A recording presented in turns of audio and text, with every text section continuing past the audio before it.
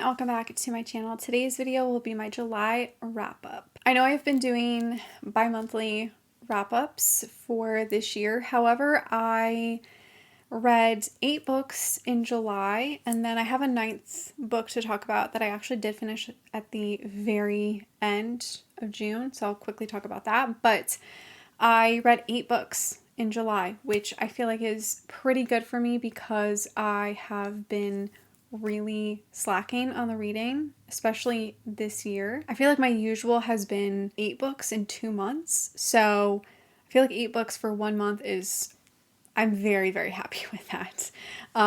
It's been a while since I've read that many books in a month. So I thought I would just do a July wrap up instead of waiting until the end of August, because I do have a feeling that for August, September, and October, I will be reading a lot. So those also might be single wrap-ups. I don't know, we'll see, but I didn't want to wait until the end of August to talk about all of these books. So the first book I'm going to talk about, I finished on the last day of June. I think I literally finished it at 11:30 at night. So I almost could consider this a July read, but I had filmed my May and June wrap-up earlier, so I didn't get to include this book. But that is just Harry Potter and the Chamber of Secrets. This was a reread for me. If you didn't know, I am reading the Harry Potter series for the first time. The first 3 books are a reread for me, but the rest of the series I have never read before, so I'm finally reading the entire series. And my goal is just to read 1 chapter a day.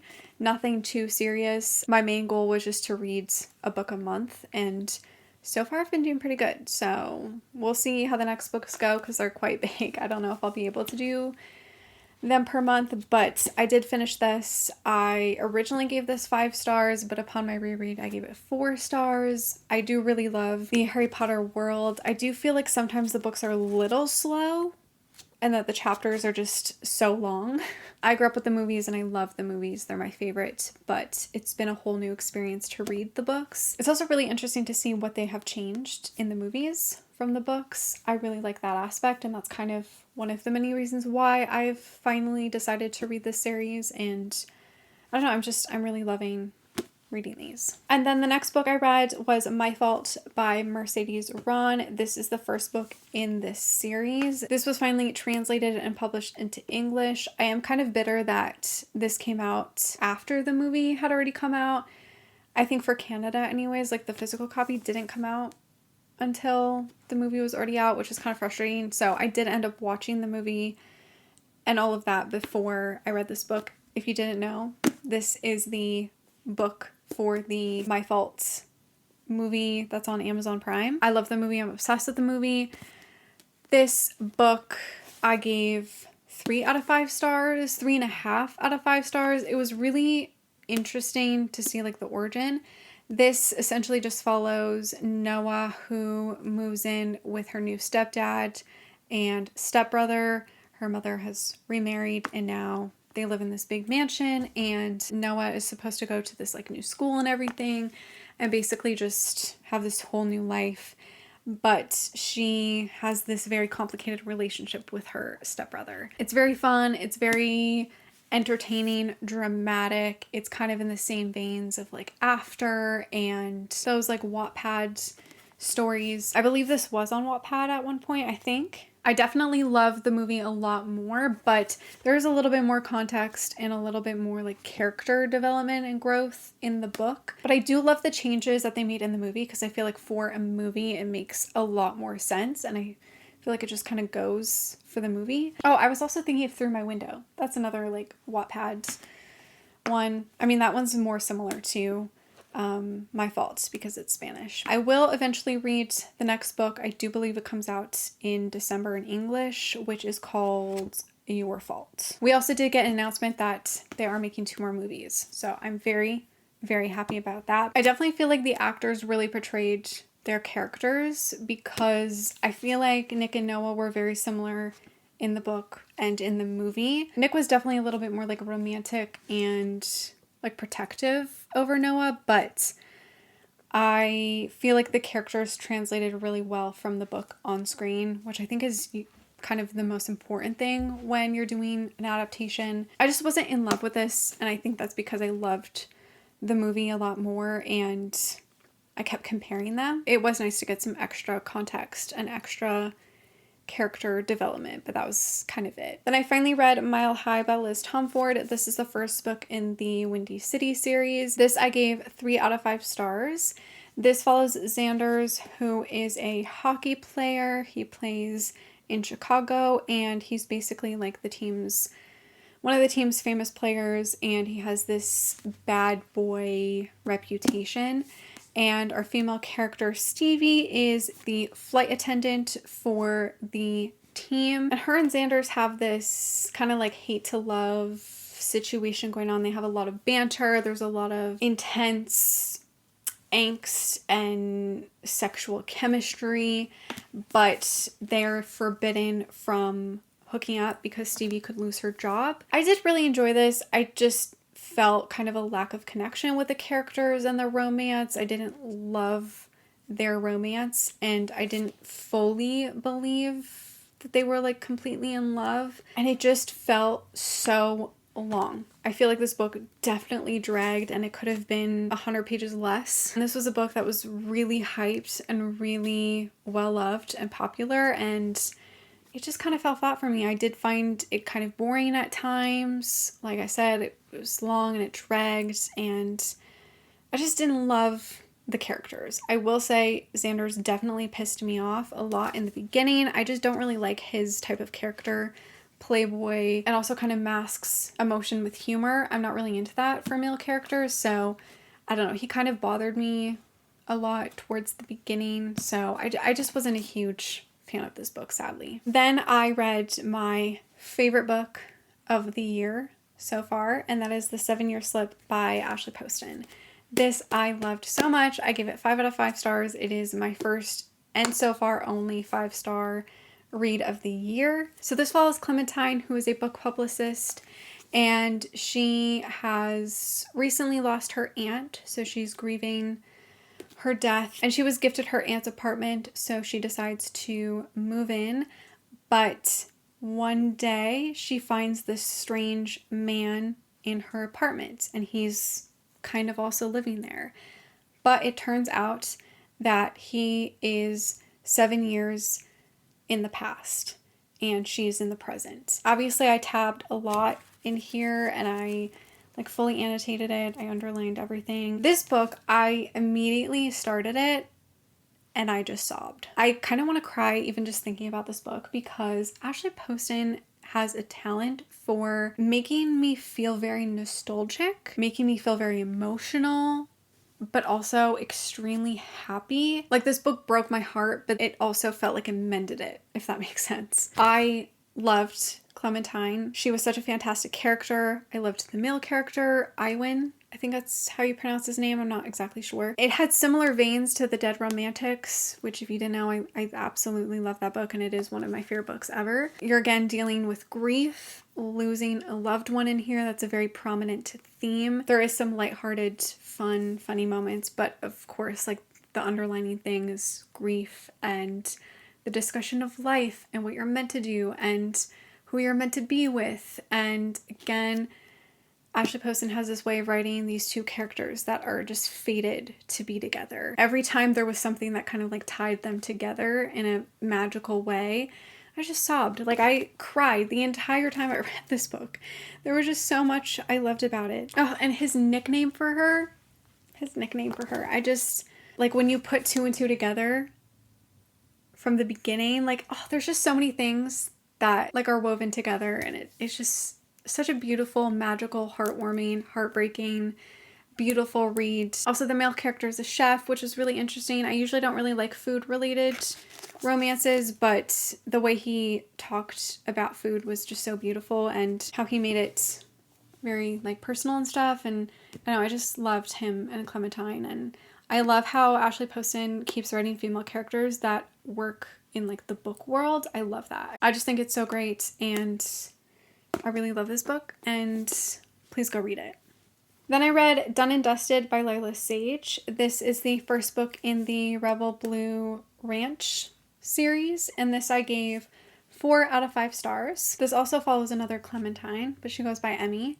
She is a barrel racer, I think, or she mainly does like rodeos and stuff, but she recently got an injury, so she kind of goes back home to basically try to heal and try to overcome her fears of being injured again.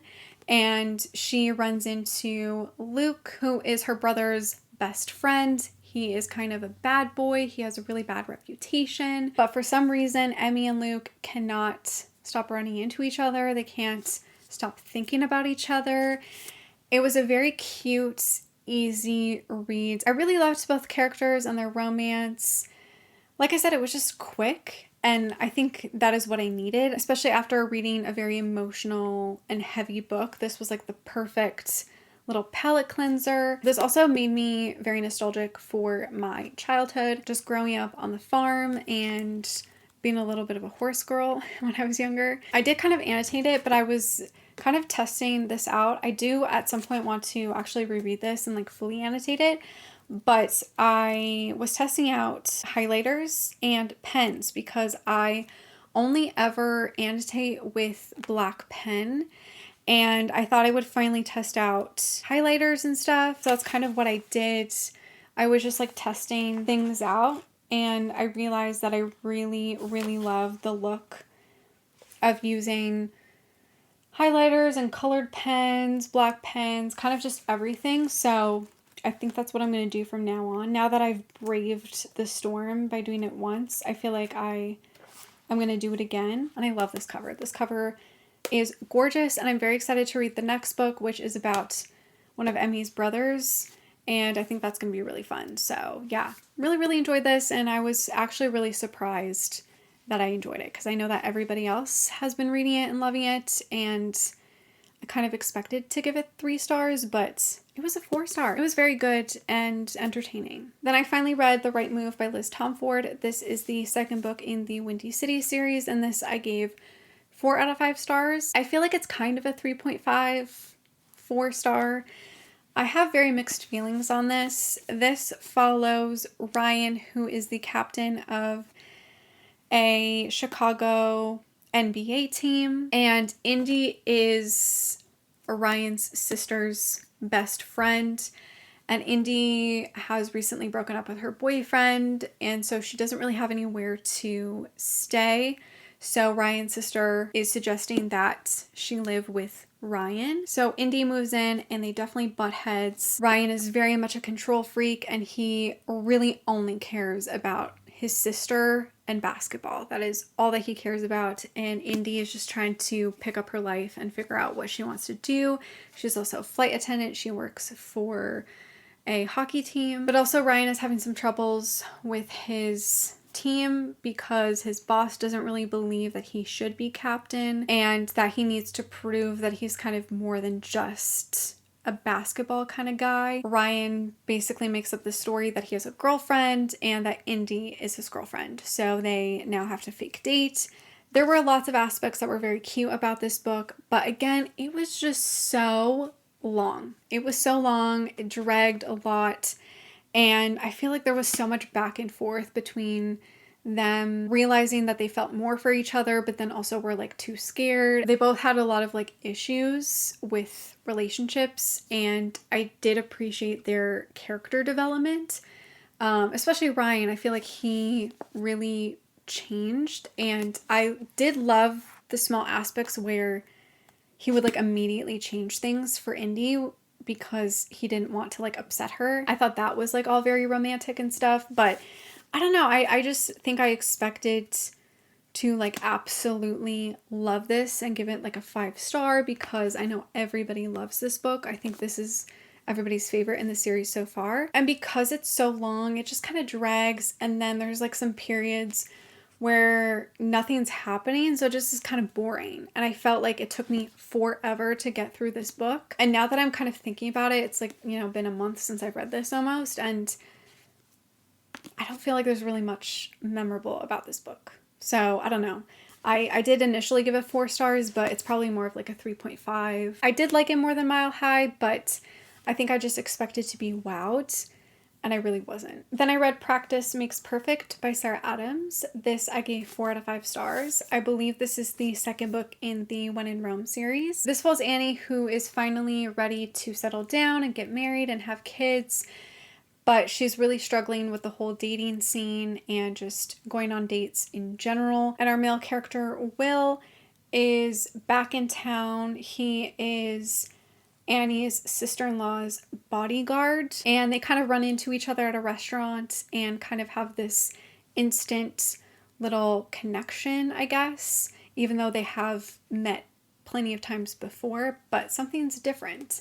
And Annie's sister-in-law, Amelia, decides to kind of set them up and make this plan that Will should be Annie's dating coach to kind of teach her and coach her through dates. Annie and Will are total opposites. Annie is very much a goody two-shoes. Everybody refers to her as an angel, and Will is a bad boy, kind of a player, and they're just total opposites, but they work so well together and they are so cute. I loved this book so much. I did read this in my most recent vlog, so I do have some like initial thoughts after finishing it. I just loved the characters and I loved the romance. I loved the story. It was just a very quick read, which I really needed, and I felt like it was the perfect length and the perfect pace. I love how Annie and Will kind of were friends, and then it kind of, you know, slowly became something else, but they were both really into each other from day one. I love how Will was totally into her, but knew that like he wasn't really good for her, and that he would end up like breaking her heart and stuff, but he couldn't stop thinking about her. That was just like adorable. And I love how they were like sneaking around a little bit. That was so cute. I really liked Annie as a character as well. I think she really like grew into her own and finally like stood up for herself and really became more of like an independent, strong character. And I loved how she ran this little flower shop. I loved that. And I also loved Will's development as a character. He finally kind of realized some things and apologized for past behavior and stuff. It was just such a cute, romantic little book, and I highly recommend it if you want something sweet and quick. Then I finished Harry Potter and the Prisoner of Azkaban. This I originally gave 5 stars, but upon reread I gave 4 out of 5 stars. Obviously I love this world and everything, but there were just some things that kind of dragged, specifically like the Quidditch stuff, even though I love that I'm getting this new aspect of the world that I don't have from the movies. But I will say some of the Quidditch stuff is a little boring, kind of dragged. I did kind of skim some of that stuff, but I really liked getting to hear a little bit more about the Marauders and all of that jazz. So yeah, it was nice to reread this. I'm now going to be moving on to Goblet of Fire, which I have never read before. So I'm excited, but yeah, I'm really, really happy that I'm getting through this series, and it's been really fun. And then the last book that I read in July was Love Theoretically by Ellie Hazelwood. This I gave 3 out of 5 stars, I think. I'm kind of conflicted on my rating for this one. This follows Elsie, who is a theoretical physicist, and she is currently juggling a bunch of different jobs, including that she is a girlfriend for hire. She's really just struggling money-wise, so she becomes a girlfriend for hire, and she gets the opportunity to have this interview for her like dream job. However, she ends up bumping into Jack Smith, who is her client's older brother, and basically he could sabotage her entire career. This was very addicting. I could not stop reading it. It's definitely way better than The Love Hypothesis. I definitely enjoyed Elsie and Jack way more. I did actually really, really love Jack. I thought he was a fantastic love interest. I did really like Elsie, but I struggled with all the science talk. I hate saying that like, oh, all the science talk was like so boring to me, and like I skimmed a lot of it, but I really did. Like, I'm sorry. It just does not interest me whatsoever. So a lot of that was quite boring to read, and that is why I gave it a 3 out of 5 stars. But if it wasn't for like all the like heavy science talk, I probably would have given this a 4-star. So that's why I'm like conflicted on my rating, because if I'm not thinking about the science aspect in here, I would give it a 4-star because I loved the characters, I loved the romance. Like Jack, I kind of can't stop thinking about like all the things he's done for Elsie, and just the way he was like so mysterious but like so captivating and so alpha, you know? And honestly, the smut scenes in here, fantastic. I loved those. So yeah, maybe I am thinking about giving this a 4-star. I don't really know. I'm conflicted. I feel like I also would kind of want to reread this at some point. Let's just say it's basically a 4-star read. So those were all the books that I read in July. Let me know if you have read any of the books that I talked about and what you think about them, or let me know any books that you've read recently. Thank you so much for watching. Make sure to give this video a like, subscribe, follow me on all my other social media, and I will see you in my next one. Bye.